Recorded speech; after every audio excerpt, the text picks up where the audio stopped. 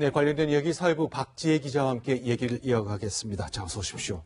그런데요, 이제 뒷배를 봐준 경찰이 있을지 모른다. 누군지 궁금했는데 바로 확인됐네요. 이렇게 실명을 거론했나 보죠? 네, 이른바 경찰총장이 누구냐가 이번 유착 의혹 수사의 핵심인데요.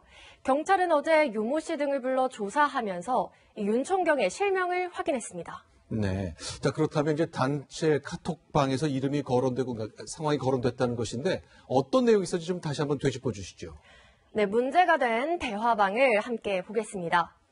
2016년 7월입니다. 옆업소가 우리 업소 내부 사진을 찍었다. 경찰총장이 이런 부분에 대해 봐준다더라라고 돼 있습니다. 이 다른 대화를 보면요. 경찰총장이 걱정 말라더라라는 내용도 있습니다. 이 봐준다와 걱정 마라. 뭔가 문제가 생겼을 때 해결해주고 안심시키는 표현들이죠. 이 승리 등이 몽키뮤지엄이라는 유흥업소를 운영하는 과정에서 경쟁업체의 신고로 불법 구조물 설치한 게 문제가 되는 상황에서 언급된 내용으로 보이고요. 이 강남서 생활안전과장 출신인 윤모 총경이 이를 직접 해결해준 것이 아니냐는 의문이 드는 대목입니다.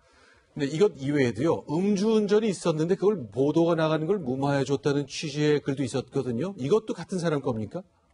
네, 지난 2016년 2월 당시입니다. 아이돌 밴드 FT 아일랜드로 활동 중이던 최종훈 씨는 서울 이태원에서 음주운전을 하다가 혈중 알코올 농도 0.097%로 단속됐습니다.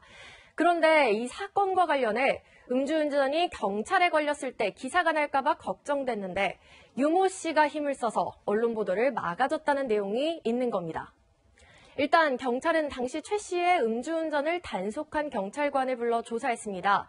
이 단속 당시 연예인인지 몰랐고 퇴근 이후에야 인터넷 검색을 통해 가수라는 사실을 알았다는 진술인데요. 경찰은 윤 총경이 이 사건 언론 보도를 막기 위해 영향력을 행사한 것이 아닌지도 조사할 계획입니다. 자, 그렇다면 윤 총경으로 돌아와 봤으면 좋겠는데요. 강남경찰서 생활안전과장, 이 자리면 이렇게 연예인들 뒤를 봐줄 수 있는 자리인가요? 이 윤 총경은요, 네. 이 총경 승진 직전에는 서울 강남경찰서 생활안전과장으로 근무했습니다. 이 생활안전과 산하에는요, 크게 두 가지 부서가 있는데요. 이 생활안전계 그리고 생활질서계입니다. 네, 언뜻 보면은 저게 강남 쪽에 클럽이나 이런 유흥업소랑 관련된 겁니까? 어떻습니까? 사실 언뜻 보기에는 좀 별로 관련은 없을 것 같은데요. 실제로는 그렇지 않습니다. 112 신고가 접수되면 가장 먼저 현장에 출동하는 게 이 지구대 경찰관들인데요. 네. 이 생활안전계는 강남경찰서 관할 지역에 있는 지구대의 인사와 예산 업무를 총괄하고요. 네. 이 생활질서계는 강남 지역 유흥업소에서 벌어질 수 있는 성매매나 미성년자 고용, 도박 이런 범죄에 대한 단속 권한을 갖고 있습니다.